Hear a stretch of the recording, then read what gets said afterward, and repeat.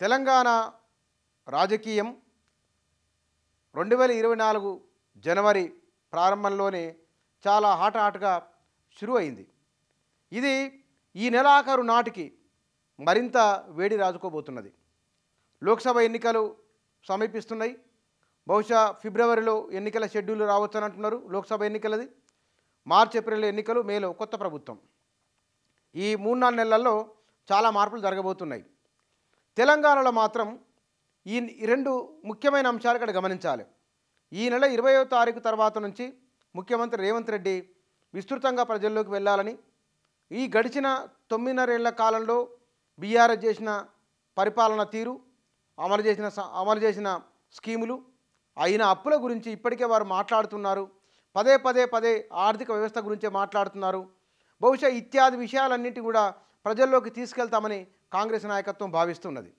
దీంతో పాటుగా తాము వచ్చి నెల రోజులు కాలేదు అధికారంలోకి వచ్చి, అప్పుడే బీఆర్ఎస్ నాయకులు కాంగ్రెస్ ప్రభుత్వం పైన పుస్తకాలు వేసి ప్రచురిస్తున్నారని, ప్రజల్లోకి తీసుకెళ్తున్నారని, ఇది ఎంతవరకు సమంజసమని రేవంత్ రెడ్డి అంటున్నారు.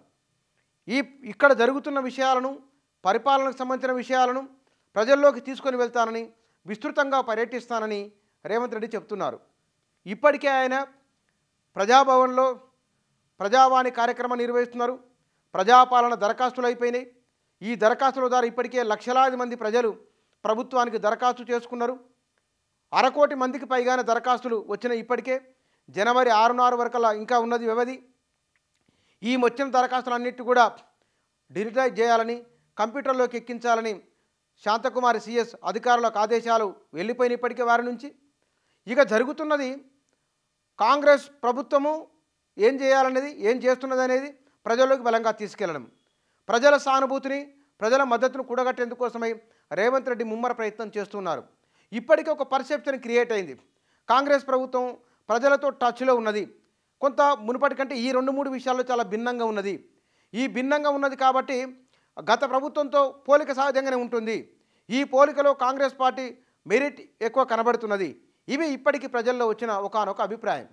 అంటే సచివాలయంలో సమీక్షలు జరగడము, విజిబిలిటీ ఉండడము, మంత్రులు 5-6 మంది మంత్రులు మీడియాలో కనబడుతూ ఉండడము, వారు ప్రెస్ మీట్లు పెట్టి ప్రభుత్వానికి సంబంధించిన విషయాలు చెప్పడము, రేవంత్ రెడ్డి చెప్పడానికి ముందుగానే పొంగులేటి శ్రీనివాసరెడ్డి, పొన్నం ప్రభాకరో వారి శాఖలకు సంబంధించిన లేదా ప్రభుత్వ ఆలోచనకు సంబంధించిన విషయాలను ఓపెన్గా మీడియాతో మాట్లాడుతుండడము, ఇత్యాది విషయాలు చాలా బహిరంగంగా మనకు కనబడుతున్నాయి.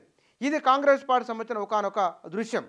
ఇక రెండవది, లోక్సభ ఎన్నికలు సమీపిస్తున్న నాటికల్లా, అంటే ఈ నెల 30 నాటికి కేసీఆర్ ఆరోగ్యం కోలుకొని ఆయన ప్రజాక్షేత్రంలోకి రాబోతున్నారని కేటీఆర్ అన్నారు. అంతేకాదు ప్రజల్లో విస్తృతంగా పర్యటించబోతున్నారని, తెలంగాణ భవన్ కేంద్రంగా సమావేశాలు నిర్వహించబోతున్నారని కేటీఆర్ అన్నారు. బహుశా కేసీఆర్ కూడా ప్రజాక్షేత్రంలోకి వస్తే కనుక విమర్శలు, ప్రతి విమర్శలు, అసెంబ్లీ ఎన్నికల తర్వాత లోక్సభ ఎన్నికలు, లోక్సభ ఎన్నికల తర్వాత ఎమ్మెల్సీ ఎన్నికలు, ఆ తర్వాత స్థానిక సంస్థల ఎన్నికలు, వరుసగా ఎన్నికలు రాబోతున్నాయి. అంటే ఈ ఏడాది మొత్తం కూడా అధికార విపక్షాల మధ్య ఓరాహోరి పోరు ఉండబోతున్నది. విమర్శలు, ప్రతి విమర్శలు, ఆరోపణలు, ప్రత్యారోపణలు చాలా బలంగానే ఉండబోతున్నాయి. గడిచిన 9.5 సంవత్సరాల కాలంలో వాస్తవానికి ఏకపక్షంగానే జరిగింది మొత్తం కూడా.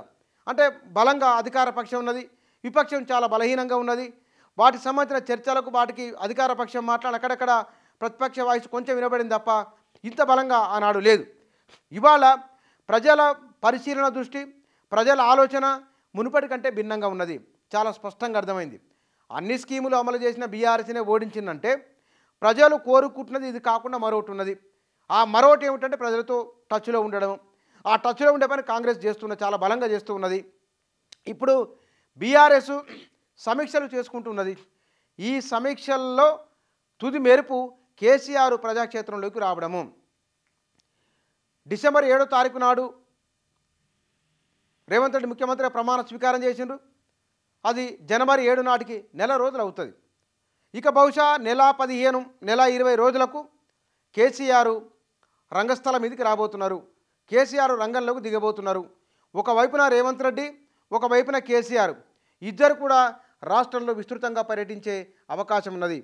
ఈ నేపథ్యంలో ఇవాళ బీఆర్ఎస్ ప్రభుత్వం అప్పులని సుమారుగా 7 లక్షల కోట్లని, విద్యుత్ రంగంలో అప్పులు ఉన్నాయని, సాగునీటి రంగంలో కాళేశ్వరం ఇబ్బంది కలిగిస్తున్నదని, దాన్ని వదిలేద్దామని, రీఇంజనీరింగు రీడిజైను తప్పని, ఇట్లా చాలా విషయాలను కాంగ్రెస్ నాయకులు మాట్లాడుతున్నారు. ఈ నెల రోజుల కాలంలో వాళ్ళు చేస్తున్న ఆరోపణలకు లేదా విమర్శలకు, వాళ్ళు చేస్తున్న సమీక్షలకు సమాధానంగా కేసీఆర్ ఏం చెప్తారో చూడాలి. అప్పుల విషయంలో వారి ఆర్గ్యుమెంట్ ఎట్లా ఉండబోతున్నది, విద్యుత్ విషయంలో వారి ఆర్గ్యుమెంట్ ఎట్లా ఉండబోతున్నది, కాళేశ్వరం విషయంలో వారి ఆర్గ్యుమెంట్ ఏమిటి, ఇత్యాది విషయాలకు ఇప్పుడు కేటీఆర్ హరీష్ రావు సమాధానం ఇచ్చారు. కానీ నేరుగా ఈ నెలాఖరు నాటికి కేసీఆర్ వీటిపైన సమాధానం ఇవ్వబోతున్నట్లు మీడియా కథనాలు తెలియజేస్తున్నాయి. బహుశా చూడాలి. ఇరు పక్షాల నాయకులు, ఇద్దరు పెద్ద నాయకులే, ఒకరు సాక్షాత్తు ముఖ్యమంత్రి, మరొకరు మాజీ ముఖ్యమంత్రి. ఈ ఇద్దరు నాయకులు వారి వారి పాలనకు సంబంధించిన, వారి వారి పార్టీలకు సంబంధించిన, వారి వారి విధానాలకు సంబంధించిన అంశాలను ప్రజల దగ్గరికి ఎట్లా తీసుకొని వెళ్తారు, ప్రజలను ఎట్లా ఒప్పిస్తారో చూడాలి. ఎవరి ప్రశ్నకు ఎవరెట్లా సమాధానం చెప్తారో చూడాలి. ఇది బహుశా ఈ నెలాఖరు నాటికి, జనవరి 30 నాటికి, 20వ తారీఖు నుంచి రేవంత్ రెడ్డి ప్రజల్లోకి వెళ్తారని చెప్తున్నారు. వారే స్వయంగా అన్నారు. ఈ రెండోది 30 నాటికల్లా కేసీఆర్ రాబోతున్నారు ఈ నెలాఖరు నాటికని బీఆర్ఎస్ నాయకులు చెప్తున్నారు. తెలంగాణ రాజకీయం ఎట్లా ఉండబోతున్నదో బహుశా రాబోయే రోజుల్లో ఇది ఒక శాంపిల్గా, ఒక నమూనాగా, దానికి ఒక సంకేతంగా దీన్ని చూడవచ్చు.